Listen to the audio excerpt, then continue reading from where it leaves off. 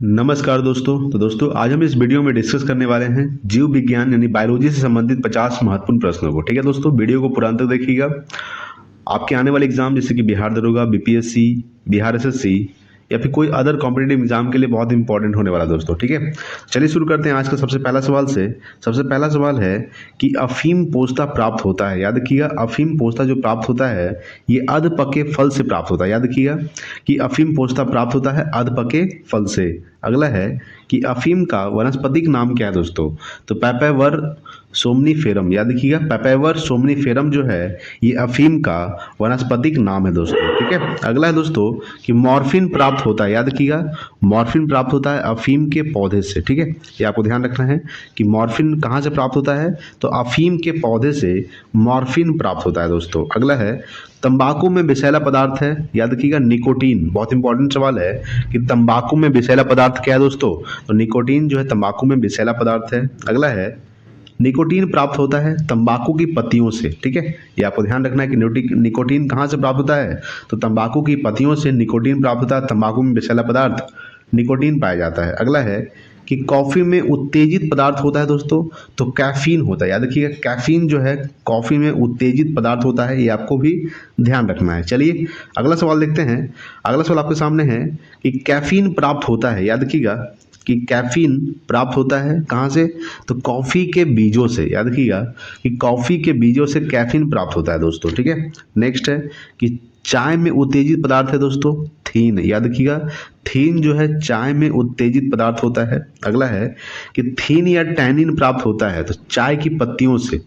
ये भी ध्यान रखना है कि थीन या टैनिन जो है प्राप्त होता है चाय की पत्तियों से प्राप्त होता है। ठीक है, नेक्स्ट है तारपीन तेल प्राप्त होता है दोस्तों, तो चीड़ के वृक्ष से। ठीक है, चीड़ के वृक्ष से तारपीन तेल प्राप्त होता है। अगला है कि सबसे छोटा गुणसूत्र होता है शैवाल में। याद रखिएगा कि शैवाल में सबसे छोटा गुणसूत्र होता है दोस्तों। नेक्स्ट है कि सबसे लंबा गुणसूत्र होता है दोस्तों, याद रखिएगा ट्राइलियस में। ठीक है, ट्राइलियस में सबसे लंबा गुणसूत्र होता है, सबसे छोटा गुणसूत्र शैवाल में होता है। ठीक है, चलिए नेक्स्ट देखते हैं अगला सवाल। अगला सवाल आपके सामने है दोस्तों। अगला सवाल देखेंगे सबसे भारी काष्ठ वाला पौधा है। याद रखिएगा कि सबसे भारी काष्ठ वाला पौधा है दोस्तों, तो हार्टविचिया। याद रखिएगा हार्टविचिया जो है ये सबसे भारी काष्ठ वाला पौधा है। ठीक है, पूछेगा अगला सवाल कि सबसे हल्की काष्ठ वाला पौधा कौन सा है, तो ओक्रोमा। ठीक है, ओक्रोमा जो है ये क्या है दोस्तों, ये सबसे हल्की काष्ठ वाला पौधा है ओक्रोमा। सबसे भारी काष्ठ वाला पौधा हार्डविचिया। नेक्स्ट है कि पौधों के अंकुरन के लिए आवश्यक है जल अवश्य दोस्तों, ऑक्सीजन एवं ताप। याद रखिएगा पौधों के अंकुरन के लिए आवश्यक क्या क्या है, जल, ऑक्सीजन एवं ताप। नेक्स्ट है कि पौधों की आयु का पता लगाया जा सकता है तो वृद्धि वलय या वार्षिक वलय को गिनकर। याद रखिएगा वृद्धि वलय या वार्षिक वलय को गिनकर पौधों की आयु का पता लगाया जा सकता है दोस्तों। ठीक है, चलिए नेक्स्ट देखते हैं अगला सवाल। अगला सवाल आपके सामने है कि वार्षिक वलयों का अध्ययन कहलाता है। याद रखिएगा कि वार्षिक वलयों का अध्ययन क्या कहलाता है, तो याद रखिएगा डेंड्रोक्रोनोलॉजी। याद रखिएगा डेंड्रोक्रोनोलॉजी जो है ये वार्षिक वलयों का अध्ययन कहलाता है दोस्तों। ठीक है, अगला है कि पौधों के लिए कितने पोषक तत्वों की आवश्यकता होती है दोस्तों, तो 16 पोषक तत्व। याद रखिएगा कि पौधों के लिए 16 पोषक तत्वों की आवश्यकता होती है। ठीक है, ये आपको ध्यान रखना है। अगला है कि मरुस्थल में उगने वाला पौधा क्या कहलाता है, जीरोफाइट्स। याद रखिएगा कि मरुस्थल में उगने वाला पौधा कहलाता है जीरोफाइट्स। अगला है कि चट्टानों पर उगने वाला पौधा लिथोफाइट्स। याद रखिएगा कि मरुस्थल में उगने वाला पौधा जीरोफाइट्स, चट्टानों पर उगने वाला पौधा लिथोफाइट्स। ठीक है दोस्तों, चलिए नेक्स्ट देखते हैं अगला सवाल। अगला सवाल है दोस्तों जंतु विज्ञान से संबंधित महत्वपूर्ण सवाल है, वो हम लोग देखने वाले। सबसे पहला सवाल है कि जंतु विज्ञान का पिता कहा जाता है। याद रखिएगा सबसे पहला सवाल कि जंतु विज्ञान का पिता कहा जाता है, अरस्तु को जंतु विज्ञान का पिता कहा जाता है। नेक्स्ट है कि प्राणी जगत का सबसे बड़ा संघ ऑर्थ्रोपोडा। याद रखिएगा कि प्राणी जगत का सबसे बड़ा संघ है दोस्तों ऑर्थ्रोपोडा। अगला है कि ऑर्थ्रोपोडा संघ के जीव कौन कौन सा है, तिलचट्टा हो गया, मच्छर, खटमल, मक्खी, झींगा, मछली। ये सब क्या है दोस्तों ऑर्थ्रोपोडा संघ के जीव है। तिलचट्टा, मच्छर, खटमल, मक्खी, झींगा मछली, ये सब आर्थ्रोपोडा संघ के जीव है। ये बहुत इंपॉर्टेंट सवाल है दोस्तों, एग्जाम में अक्सर पूछने देखने को मिलता है आर्थ्रोपोडा। ठीक है, नेक्स्ट है कि कॉकरोच के हृदय में होते हैं 13 कोष्ठ। याद रखिएगा कि कॉकरोच के हृदय में कितने कोष्ठ होते हैं, तो 13 कोष्ठ होते हैं। अगला है कि कीटों में पैरों की संख्या कितनी होती है, 6 होती है दोस्तों। याद रखिएगा कि कीटों में पैरों की जो संख्या होती है वो 6 होती है। ठीक है, चलिए नेक्स्ट देखते हैं अगला सवाल। अगला सवाल आपके सामने है, जंतु जगत का दूसरा सबसे बड़ा संघ। याद रखिएगा कि जंतु जगत का दूसरा बड़ा संघ है दोस्तों मोलस्का। याद रखिएगा कि मोलस्का जो है ये जंतु जगत का दूसरा बड़ा संघ है। अगला है कि मोलस्का संघ के जीव कौन कौन से हैं, ऑक्टोपस और घोंघा। याद रखिएगा ऑक्टोपस और घोंघा जो है ये मोलस्का संघ के जीव है। ठीक है, नेक्स्ट है कि ऑक्टोपस है एक क्या है दोस्तों, मृदु कवची है। याद रखिएगा एक मृदु कवची यानी कि मोलस्क। ठीक है, याद रखिएगा मृदु कवची यानी कि मोलस्क है ऑक्टोपस। अगला है कि मोलस्का संघ के जीव में श्वसन गिल्स द्वारा होता है। याद रखिएगा यानी कि सांस जो लेता है मोलस्का संघ के जीव जो सांस लेता है वो किसके द्वारा सांस लेता है, तो गिल्स के द्वारा। ठीक है, यानी मोलस्का संघ के जीव में श्वसन होता है गिल्स के द्वारा। अगला है कि मोलस्का संघ में उत्सर्जन वृकों के द्वारा होता है। ठीक है, मोलस्का संघ में जो उत्सर्जन होता है किसके द्वारा, वृकों के द्वारा होता है। अगला है कि प्रोटोजोआ संघ के जीव होते हैं दोस्तों तो एक कोशिकीय होते हैं। याद रखिएगा प्रोटोजोआ के संघ जीव होते हैं एक कोशिकीय। चलिए नेक्स्ट देखते हैं अगला सवाल। अगला सवाल आपके सामने कि प्रोटोजोआ नाम दिया था, किसने दिया था दोस्तों, याद रखिएगा कि प्रोटोजोआ नाम दिया था तो गोल्डफस ने दिया था। याद रखिएगा गोल्डफस ने प्रोटोजोआ नाम दिया था, ये भी आपको ध्यान रखना है, बहुत इंपॉर्टेंट सवाल है। अगला है कि प्रोटोजोआ संघ के जीव हैं अमीबा हो गया, यूग्लिना हो गया, पैरामीशियम। याद रखिएगा कि प्रोटोजोआ संघ के जो जीव हैं अमीबा, यूग्लिना, पैरामीशियम जो है ये सब प्रोटोजोआ के संघ के जीव हैं दोस्तों। अगला है कि पोरीफेरा संघ के जीव है दोस्तों साइकॉन, स्पंज। याद रखिएगा साइकॉन और स्पंज जो है ये पोरीफेरा संघ के जीव है। अगला है कि पोरीफेरा संघ के जीव कहलाते हैं स्पंज कहलाते हैं। याद रखिएगा ठीक है, पोरीफेरा संघ के जीव क्या कहलाते हैं, स्पंज कहलाते हैं। अगला है कि एनिलिडा संघ के जीव कौन कौन सा है, केंचुआ हो गया, जोंक हो गया। याद रखिएगा केंचुआ और जोंक जो है ये एनिलिडा संघ के जीव है। ठीक है, चलिए नेक्स्ट देखते हैं अगला सवाल। अगला सवाल आपके सामने है कि केंचुआ में होती है, क्या होती है दोस्तों, तो 4 जोड़ी हृदय होती है। याद रखिएगा 4 जोड़ी हृदय होती है केंचुए में, ये आपको ध्यान रखना है। अगला है कि एनिलिडा संघ के जीवों में श्वसन त्वचा से होता है। याद रखिएगा कि एनिलिडा संघ के जीवों में जो श्वसन होता है वो त्वचा से होता है दोस्तों। ठीक है, ये आपको भी ध्यान रखना है। चलिए अगला सवाल देखने वाले हम लोग। ठीक है दोस्तों, चलिए नेक्स्ट देखते हैं अगला सवाल। अगला सवाल आपके सामने है काइनोडोमेटा संघ के जीव है। ठीक है, ये काइनोडोमेटा संघ के जीव है दोस्तों तो जेलीफिश, तारा मछली और ब्रिटल स्टार। याद रखिएगा जेलीफिश, तारा मछली, ब्रिटल स्टार जो है ये एकाइनोडोमेटा संघ के जीव है दोस्तों। ठीक है, अगला है कि सेलिनडेट्रा। ठीक है, याद रखिएगा सेलिनडेट्रा संघ के जीव कौन कौन सा है, हाइड्रा, मूंगा। याद रखिएगा हाइड्रा और मूंगा जो है ये सेलिनडेट्रा संघ के जीव है, हाइड्रा और मूंगा। अगला दोस्तों कि हाइड्रा की खोज किसने की थी, तो ल्यूवेनहॉक ने किया था। याद रखिएगा ल्यूवेनहॉक ने हाइड्रा की खोज किया था, ये आपको भी ध्यान रखना है। अगला है दोस्तों कि एम्फीबिया वर्ग के प्राणी होते हैं उभयचर।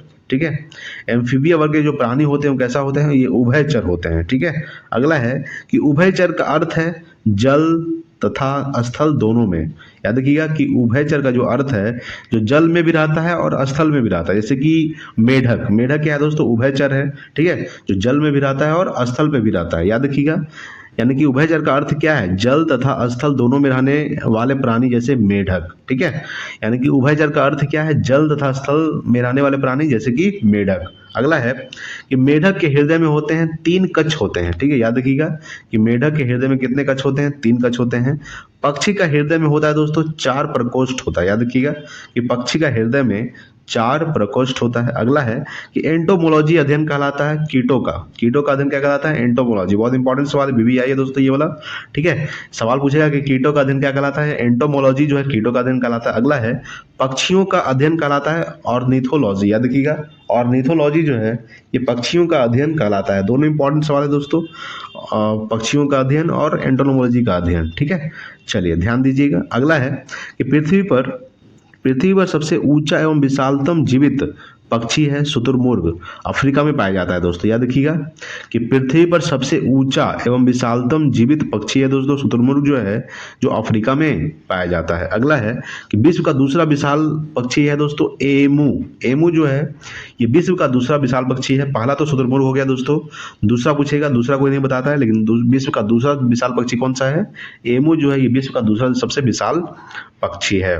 अगला सबसे छोटा पक्षी है दोस्तों हमिंग बर्ड जो है सबसे छोटा पक्षी है। अगला है कि स्तनधारियों का मूलभूत लक्षण है डायफ्राम। याद रखिएगा डायफ्राम जो है ये स्तनधारियों का मूलभूत लक्षण है। अगला है कि स्तनधारियों के हृदय में होते हैं 4 कक्ष होते हैं। याद रखिएगा कि स्तनधारियों के हृदय में कितने कक्ष होते हैं? तो 4 कक्ष होते हैं। ठीक है, ये आपको ध्यान रखना है।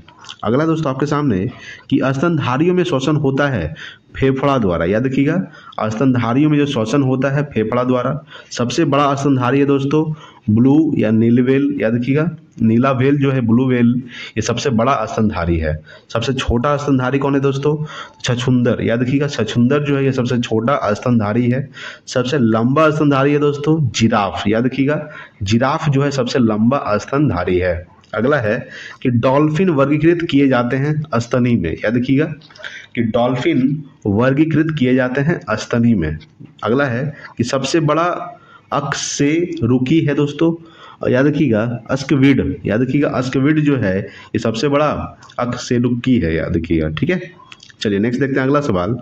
अगला सवाल आपके सामने कि अंडा देने वाला एकमात्र स्तनधारी। याद रखिएगा कि अंडा देने वाला एकमात्र स्तनधारी है दोस्तों डक बिल्ड प्लेटिपस। याद रखिएगा प्लेटिपस जो है डक बिल्ड प्लेटिपस ये अंडा देने वाला एकमात्र स्तनधारी है। याद रखिएगा। अगला है कि सबसे बड़ा स्थलीय जंतु है अफ्रीकी हाथी। अफ्रीकी हाथी जो है ये सबसे बड़ा स्थलीय जंतु है। अगला है कि सरीसृप वर्ग के जीव है दोस्तों छिपकली हो गया, कछुआ हो गया, मगरमच्छ हो गया, सांप, गिरगिट। ये सब सरीसृप वर्ग के जीव आते हैं। छिपकली, कछुआ, मगरमच्छ, सांप, गिरगिट सरीसृप वर्ग के जीव हैं। छिपकली, कछुआ, मगरमच्छ, सांप और गिरगिट। चलिए अगला सवाल देखेंगे।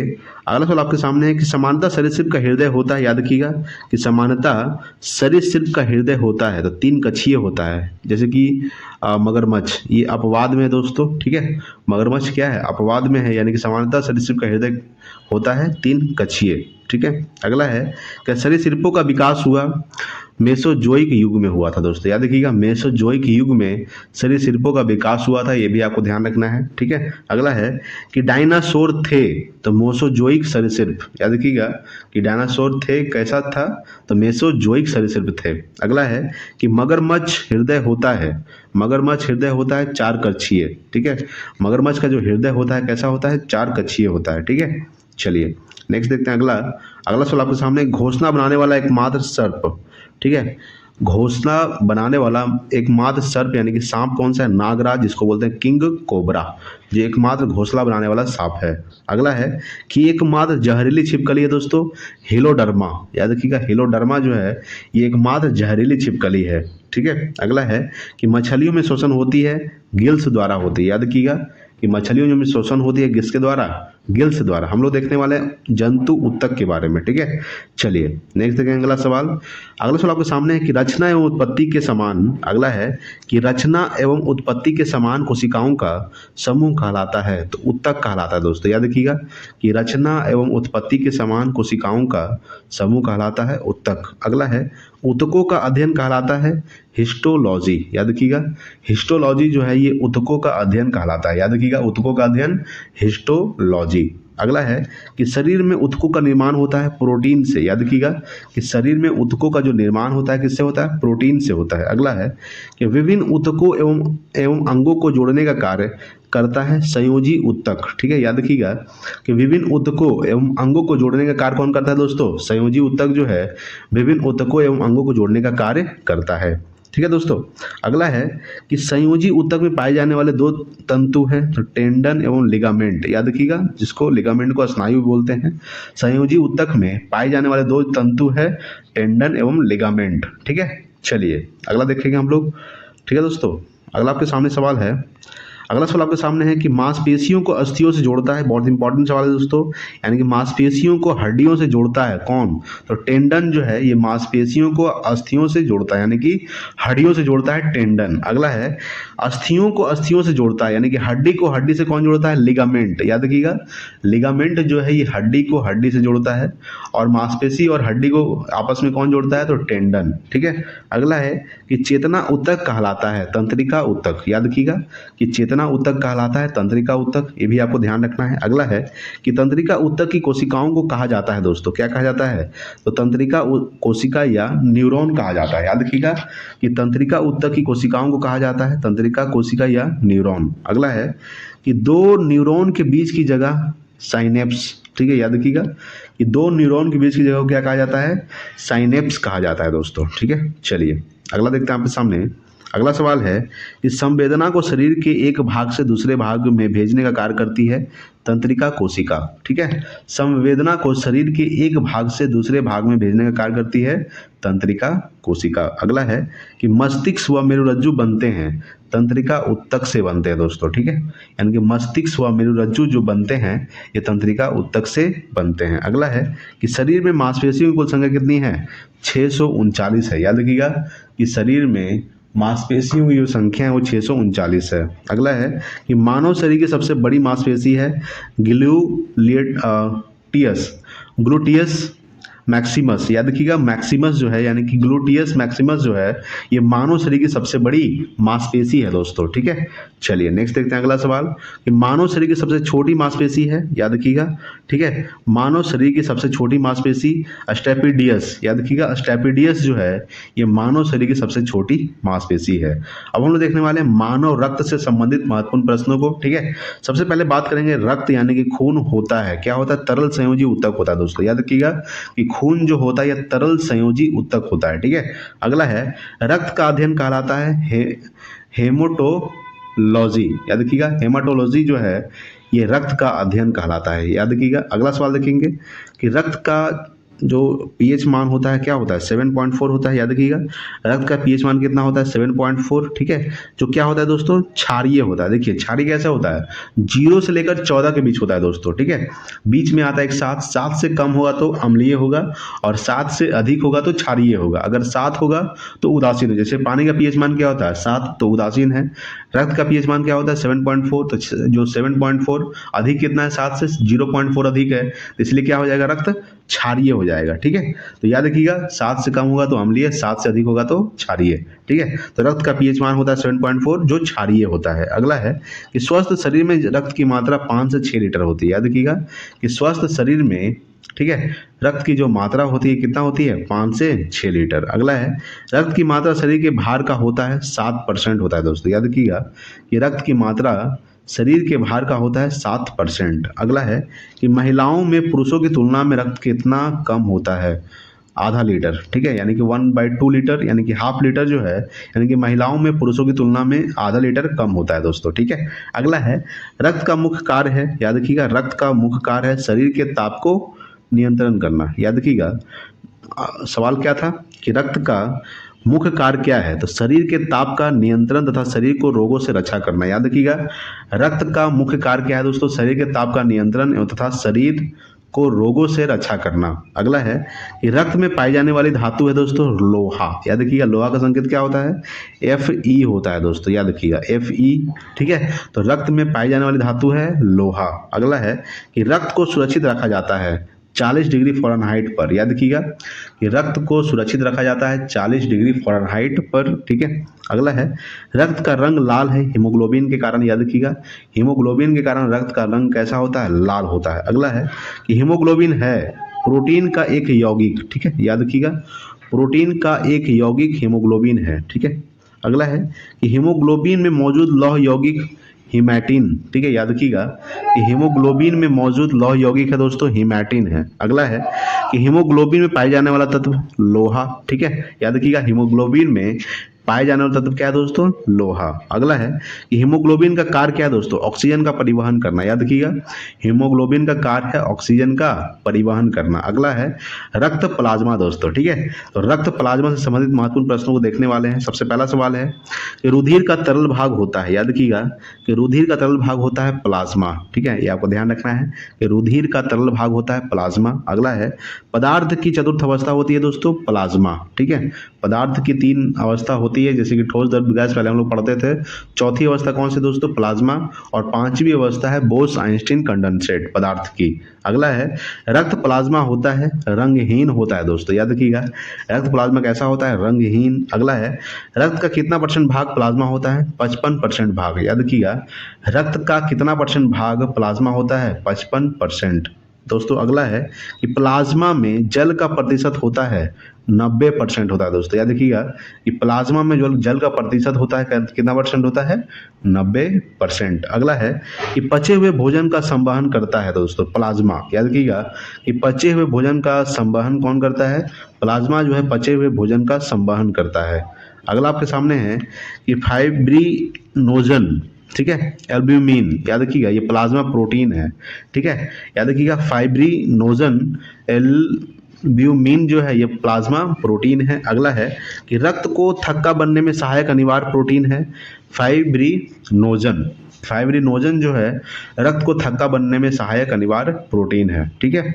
अगला है कि प्लाज्मा में से फाइब्रिनोजन नामक प्रोटीन निकाल देने पर शेष प्लाज्मा कहलाता है सेरम कहलाता है दोस्तों। याद रखिएगा कि प्लाज्मा में से फाइब्रिनोजन नामक प्रोटीन निकाल देने पर शेष प्लाज्मा क्या कहलाता है?